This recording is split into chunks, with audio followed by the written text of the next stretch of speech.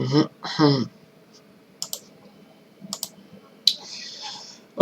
hello everyone in a new video. So we have reached part 5 of chapter 7, which is the chapter of Newton's second law for grade 11 students. So now in this part we are going to discuss the dynamics and we will solve some exercises as application on this. So let me state the following note.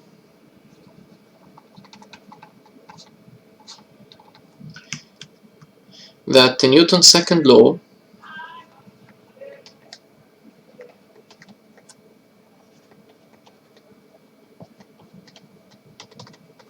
is given by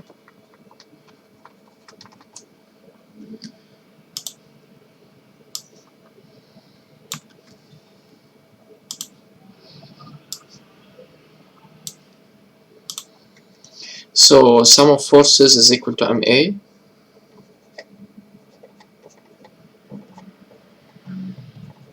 So notice that previously all the cases that we have discussed, it is in the case of equilibrium or constant velocity, which means that the value of the acceleration as a vector quantity is 0. So now in this case we are interested in the case where a is different than 0, and here so sum of forces is equal to ma. So how we deal with this equation? So let's project along the x-axis. Here we are dealing with the case with a is different than 0. So projection along the x-axis.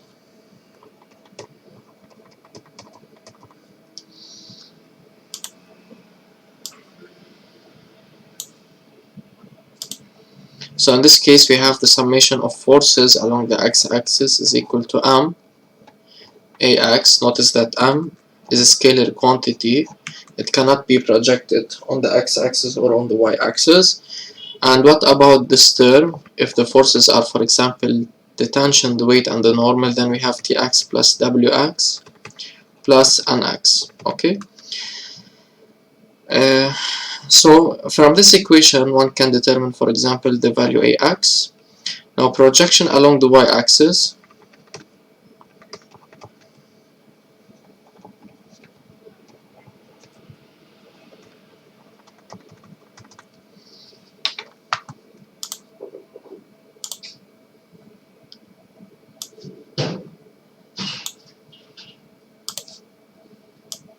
So we can say that sum of forces y is equal to may, and from this equation we can determine the value of ay. So simply we are dropping down the vectors and we are taking the y component. So now what does ax and ay represent? Ax is the acceleration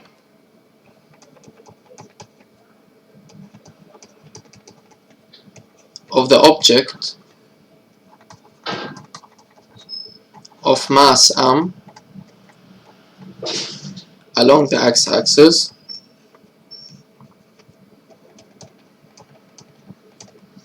and ay is the acceleration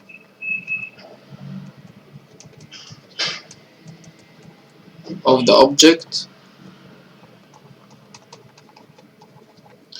of mass m along the y-axis. Here we suppose that the motion occurs in 2 dimensions. Now the moment we have specified ax and we have specified ay, we have determined ax and ay, we can specify the type of motion along the x-axis and along the y-axis. And whenever we specify the type of motions, we are so let me say, knowing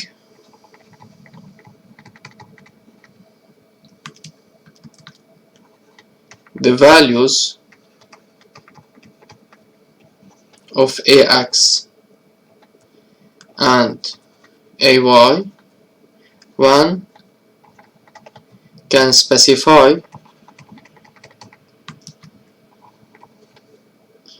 the type of motion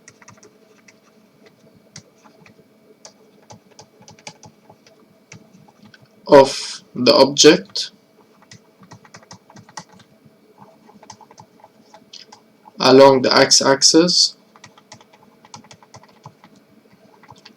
and y-axis, and by the type of motion I mean whether it's URM or UVRM. The moment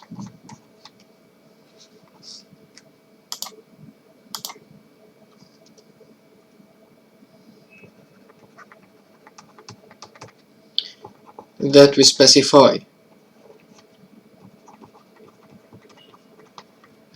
the type of motion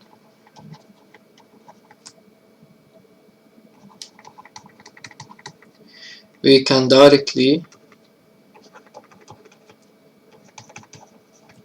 use the equations of motion that we have studied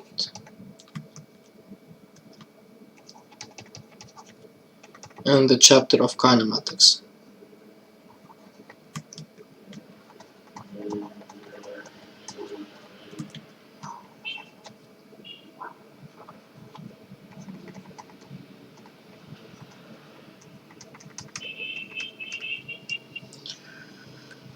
So okay, everything is clear. The moment we specify the values of ax and ay determined from Newton's second law, then we can study the type of motion. Suppose that we have the acceleration vector, we can determine the velocity vector and the position vector.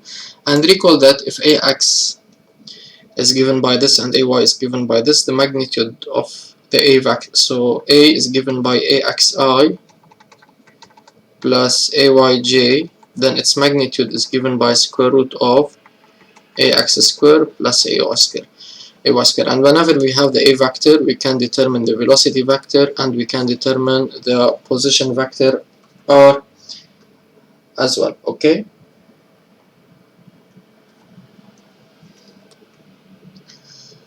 so let's move to exercise number 7. They are telling me using the data and the adjacent figure, use the data and the adjacent figure to determine the acceleration of the system.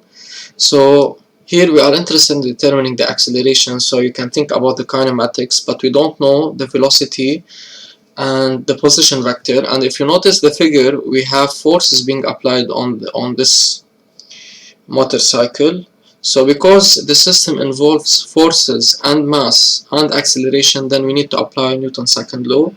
Then the answer is given by applying Newton's second law.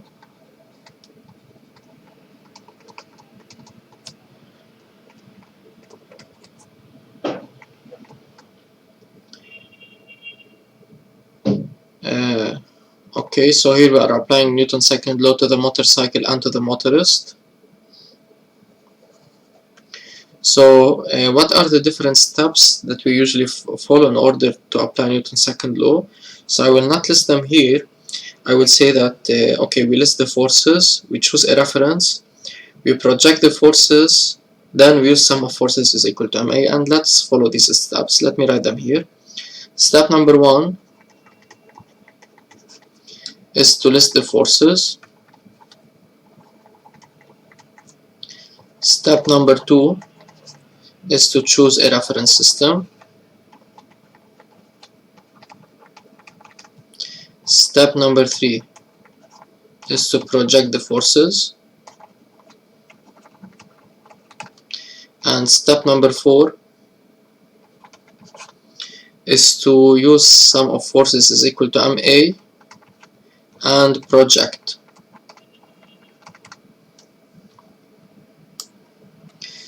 Now in this case we are interested in determining the acceleration. So okay, so let's choose a reference system. Here let's say to determine the magnitude of the acceleration, although we can determine it as a vector quantity, the magnitude of the, to determine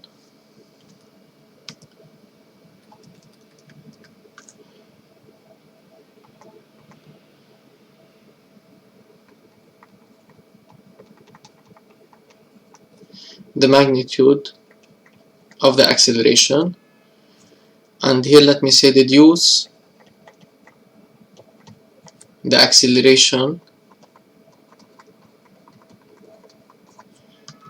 or without deduce the acceleration. Okay, so we will stick to the magnitude.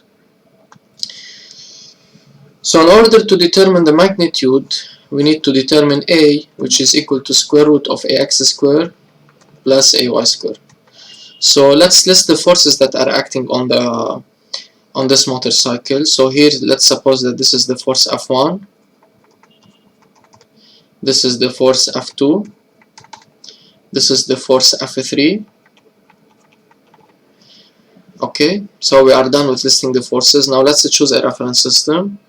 Now it's obvious that the motorcycle is moving to the left, so let's take the direction of the x-axis in the same direction of motion, which is from right to left. So this is the origin O, and the y-axis will be perpendicular to the x-axis at the origin O, like this.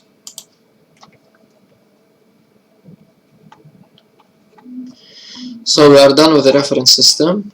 Now we need to project the forces.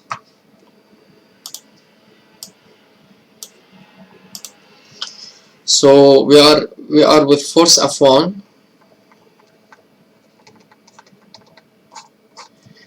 So notice that F1 is completely lying on the x-axis, so F1x is equal to plus F1, which is equal to plus 20 newtons. As for F1y is 0. Now force F2,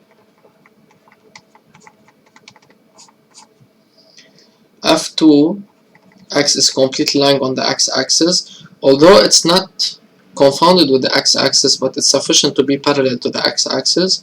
So it is plus F2, which is equal to 380 newtons. As for F2y is given by 0. Now as for the force F3, it's parallel to the x-axis, so it's given by minus F3, which is equal to minus 70 newtons, and F3y is equal to 0 because it's not lying on the y-axis. Now we are done with the step number 3, which is the projection of the forces, and we are ready to apply Newton's second law.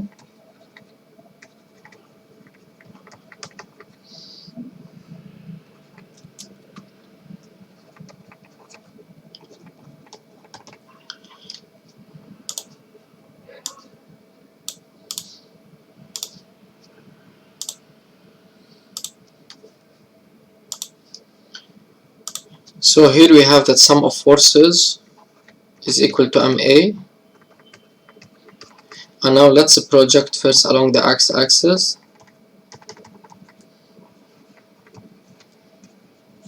For sure this is the unit vector I,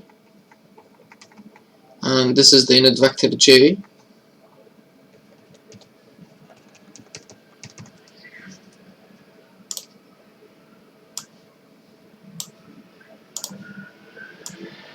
Now so we drop down the vector quantities. So first let me say that what are the sum of forces? We have F1 plus F2 plus F3 is equal to MA. So in this case we drop down the vectors, and each vector quantity will carry the label X.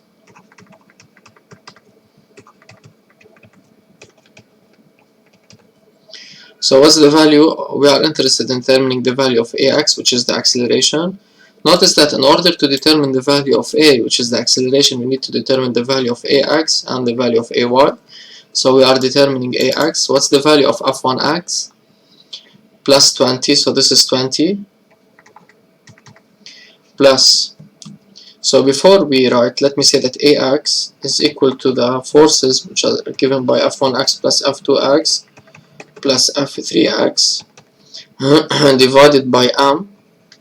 Now the value of F1X is given by 20 plus F2X is given by 380, F3X is given by minus 70 divided by the value of M, and the mass of the system is given by 160 kg as indicated here.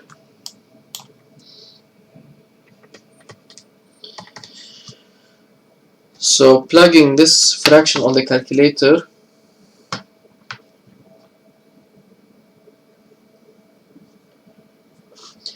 we have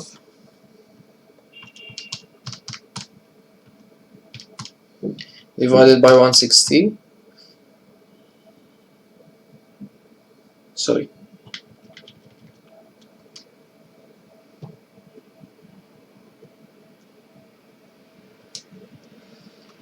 so this is equal to 20 plus 380 minus 70, okay, 2.0625 meter per second square. So the acceleration along the x-axis is equal to 2.0625 meter per second square.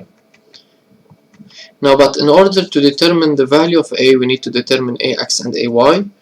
But notice that this motion, according to our choice, there is no motion occurring at the y-axis. Why? Because the motorcycle is not going up or down, it's just moving on the horizontal direction, in the horizontal direction. So therefore we can directly say that the value of ay is equal to 0, no motion along the y-axis.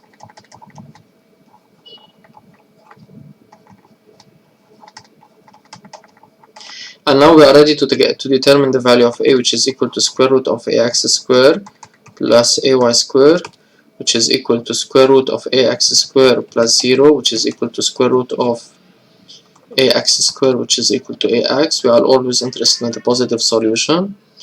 So simply the value of a will be equal to the value of the acceleration along the x-axis, which is equal to 2.0625 meter per second square.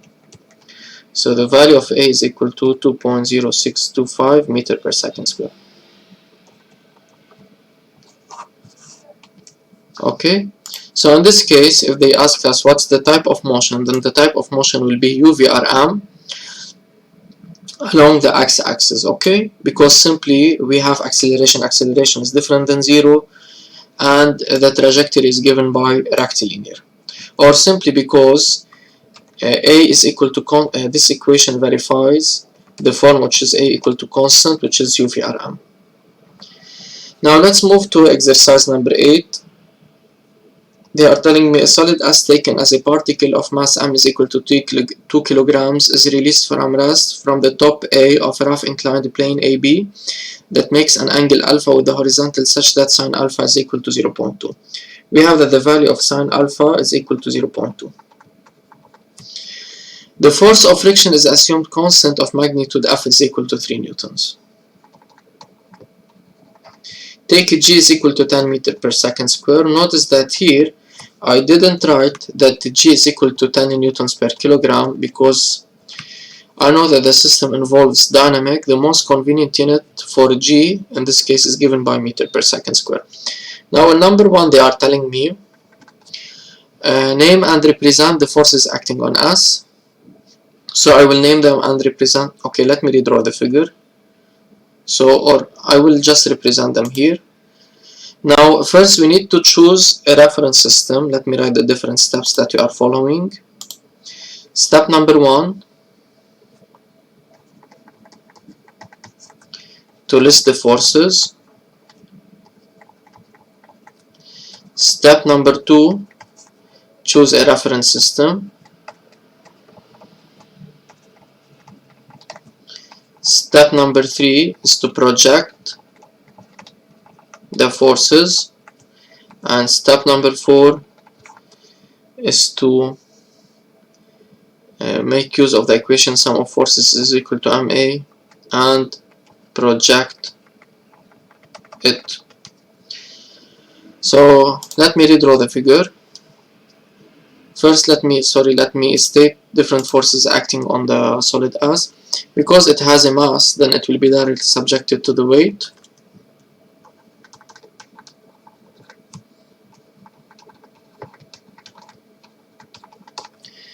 Because we have a friction because they mentioned so.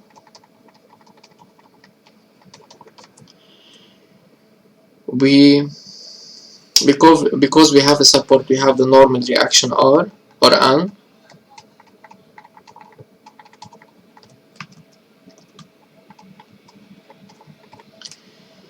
And what else? So weight, friction, and normal. So these are the different forces acting on the solid S. They are given by three forces. Now let me redraw the figure and represent the different forces. So this is the inclined plane.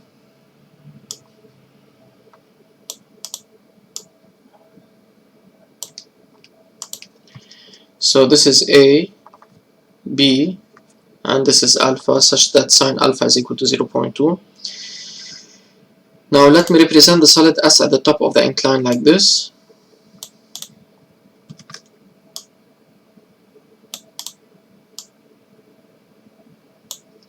So now in order to represent the forces, we need to choose a reference system. So always the direction of the x-axis is taken to be the direction of motion of the object if the object will move. Sorry, this is B and this is A.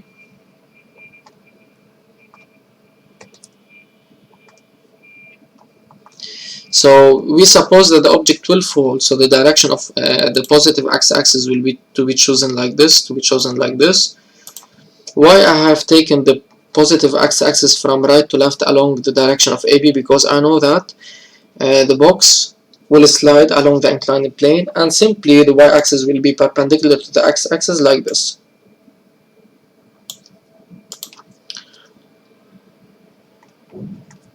This is the origin O, this is the direction, the unit vector I, and this is the unit vector J.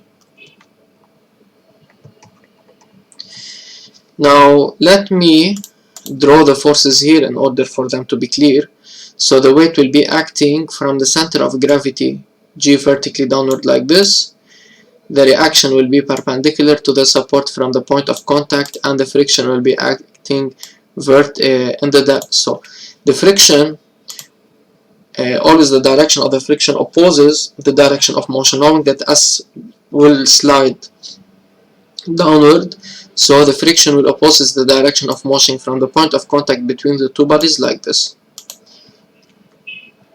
So here I have represented the different forces acting on the solid S, and now let me represent them here. We have the weight, which is acting like this vertically downward. We have the friction, which is acting at this point like this, and we have the normal reaction. Let me do them in blue. This is the weight vertically downward. This is the force of friction like this, and this is the reaction like this.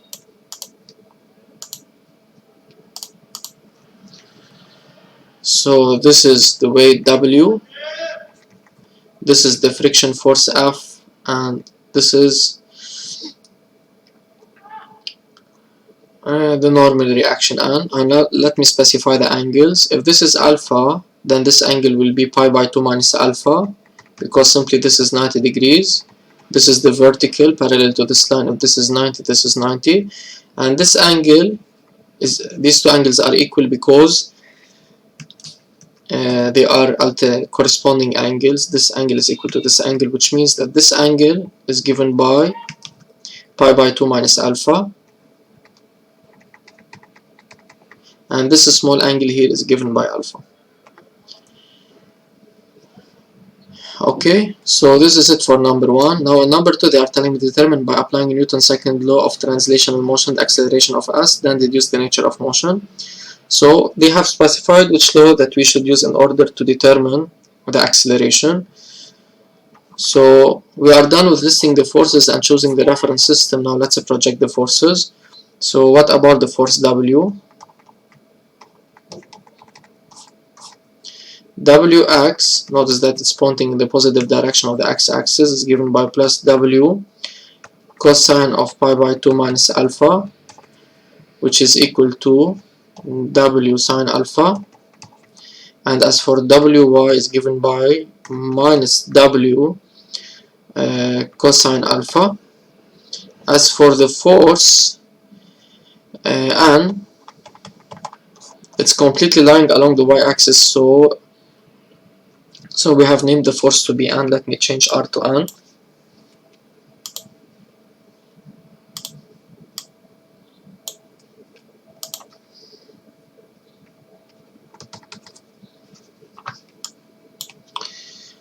So nx is completely lying along the y-axis, so 0, and ny is given by plus n.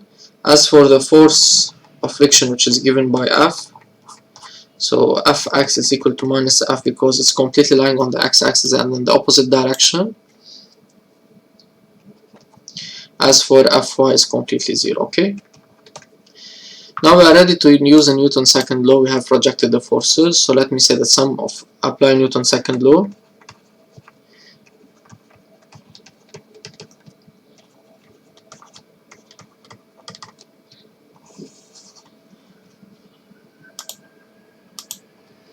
So sum of forces is equal to ma. On the left hand side of this equation, I will write the different forces acting on this solid, and they are given by friction plus the normal reaction plus the weight, which is equal to ma. Notice that we are interested in determining the acceleration, which is given by a is equal to square root of ax squared plus ay squared. We are interested in determining the magnitude of the acceleration. So here we should specify the magnitude.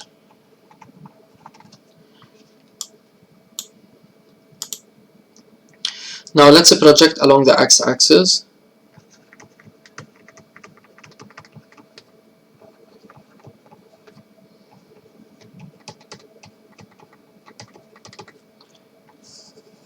So in this case, we drop down the vector quantities, and each vector quantity will carry the label x.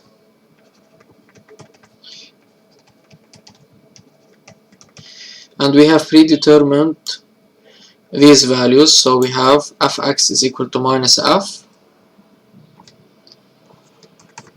So we are interested in determining ax, and nx is 0, wx is given by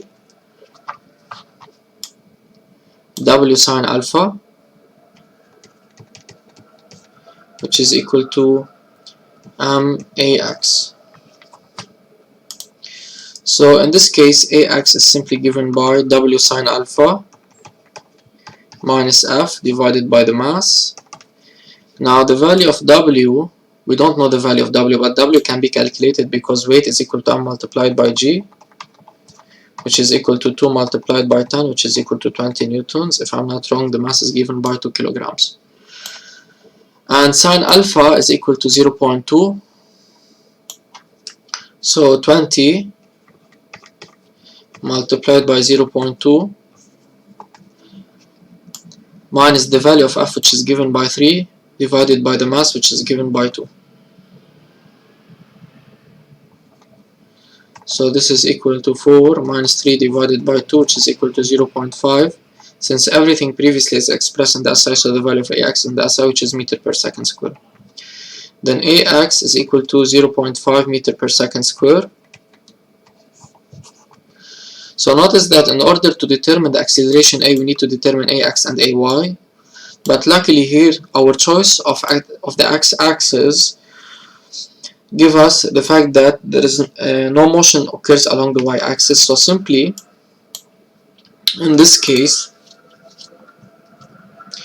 ay is equal to 0. The reason is that no motion occurs along the y-axis. So because simply we have chosen that the x-axis is along the direction of AB. Notice that in this case the solid S doesn't go up or down along the inclined plane, I mean perpendicular to the inclined plane. Therefore the motion only exists along the x-axis. So the value of AY is given by 0. And in this case we can say that A, which is equal to square root of AX squared plus AY squared, this is 0, so this is equal directly to AX.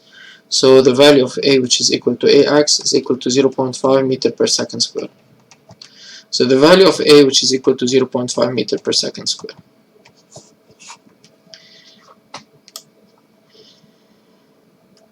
So no motion occurs along the y-axis. So this is motion in one dimension. Motion along one dimension. And now In the same part, they are telling me to deduce the nature of motion. In order to deduce the nature of motion, we need here to write the different equations of motion. So let me start by the URM. They are given by x is equal to vt plus x0, v is equal to a constant, and a is equal to 0. As for the UVRM, so we have that x is equal to half at square plus v0t plus x0, v is equal to at plus v0, a is equal to a constant, and we have that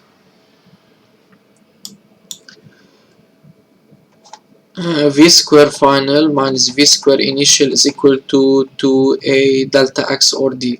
So we don't forget this equation, which is extremely important. Okay, so this equation is so powerful. Now let's compare. So we have that a is equal to a constant. A is equal to a constant which is different than 0, which means that the type of motion is UVRM. And because we have mentioned that this motion occurs along in one dimension. Why? Because it's simply moving along the x-axis and not the y-axis. So let me say, since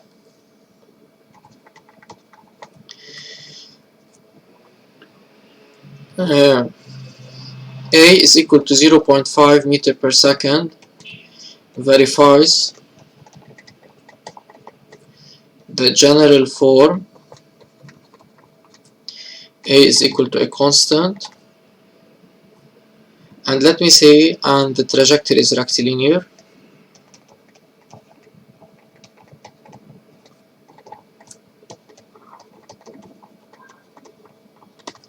Then the type of motion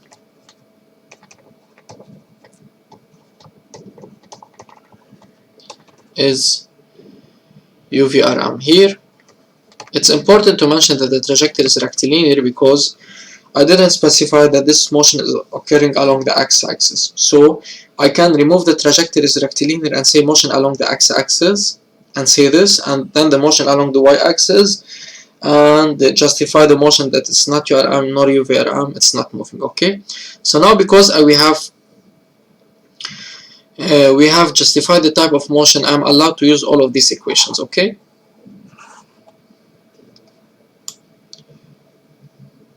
now in number 3 they are telling me to calculate the distance AB that is covered during 10 seconds. Let me erase here.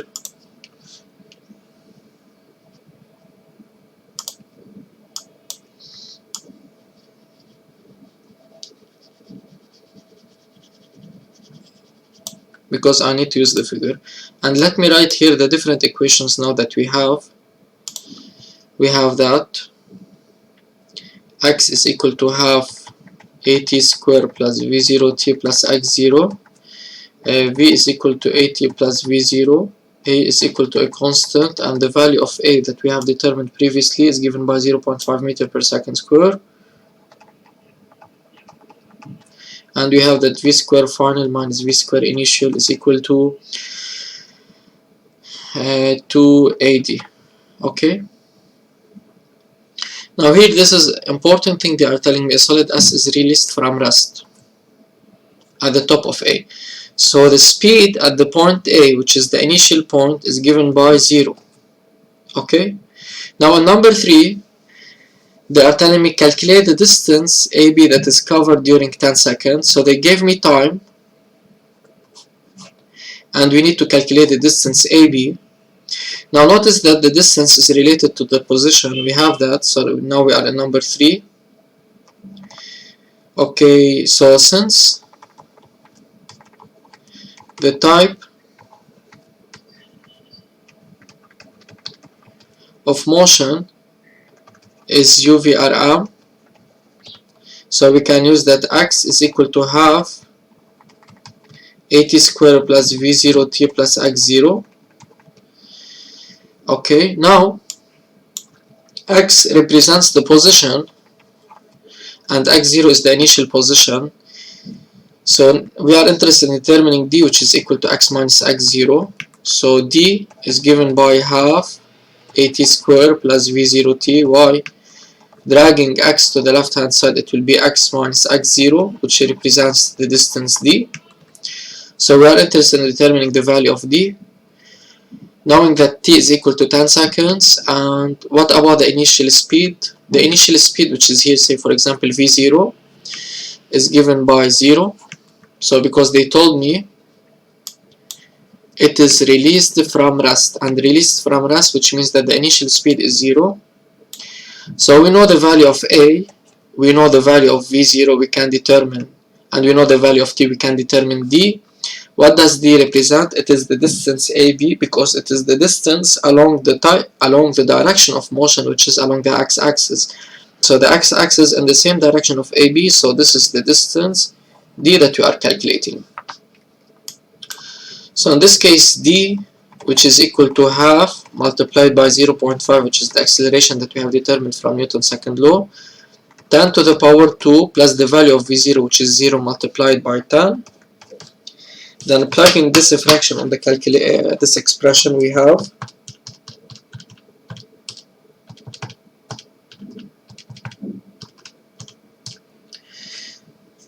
So this is equal to 25, since everything is expressed in the SI, so the value of d in the SI, which is meters. So d, which is equal to AB, because it's moving from A to the point B, they are telling me the distance AB, which is equal to 25 meters. Okay? So they are telling me calculate the speed of S when it reaches B, knowing that it reaches B at the instant t is equal to 10 seconds. The equation that relates speed and time is given by this one. So we can see also that since the type of motion is UVRM,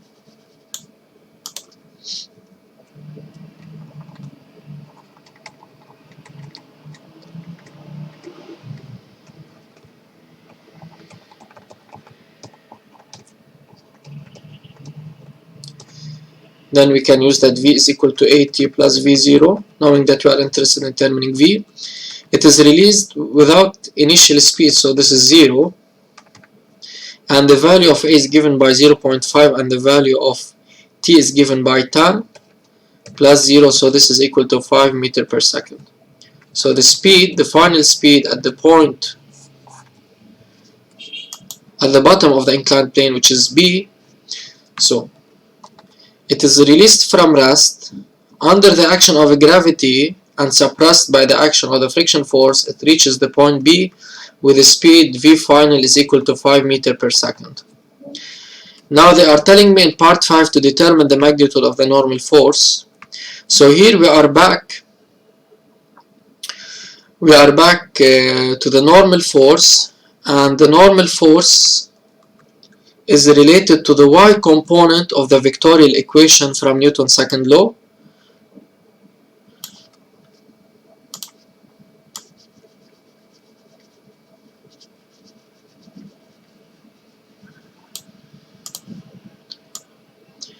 So we are in part 5. Recall that the vectorial equation was given by n plus w plus f is equal to ma. So projection along the y-axis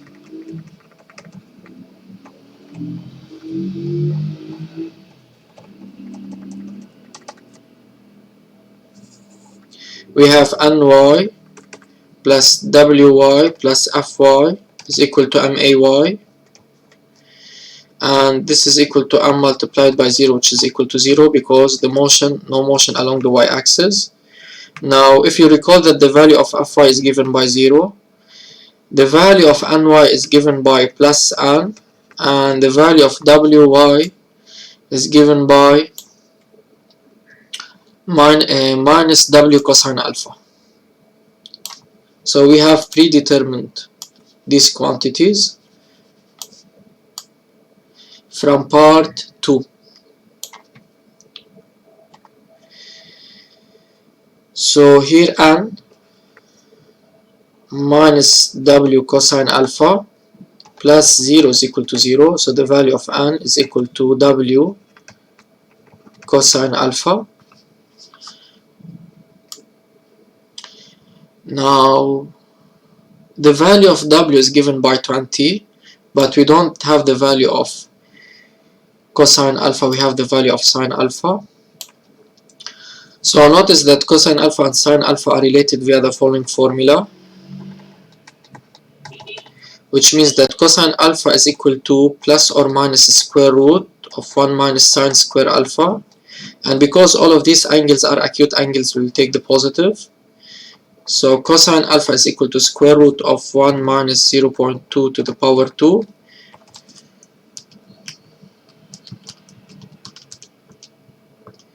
which is almost equal to 0.98. Recall that sine and cosine have no unit. Then in this case, 20 multiplied by 0.98, so the value of the magnitude of the normal reaction is given by 19.6 newtons, because the weight is in newtons. Then W is equal to, N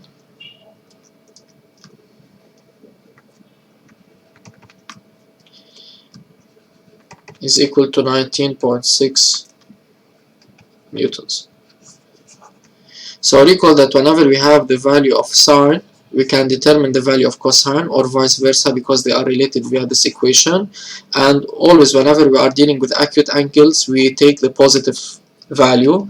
Why these angles are acute angles? So notice that alpha is acute because this is the 90 degrees, so it's less than 90 degrees. If alpha is acute, then also pi minus 2, pi over 2 minus alpha is an acute angle. Okay, always whenever we are interested, whenever we have the value of cosine, we can determine the value of sine using this equation, and we are always interested in the positive solution because the angles that we are dealing with are acute angles. Okay, so that's it for me in this video, guys. And the next part we'll complete solving exercises on the dynamics.